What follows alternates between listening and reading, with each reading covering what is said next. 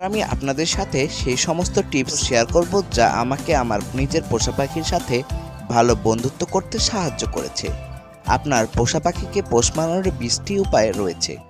1. প্রতিদিন 5 মিনিটের জন্য আপনার বাজরিগার পাখির খাঁচায় আপনার হাতটি প্রবেশ করান, যাতে সে আপনাকে অভ্যস্ত করতে সহায়তা করে। 2.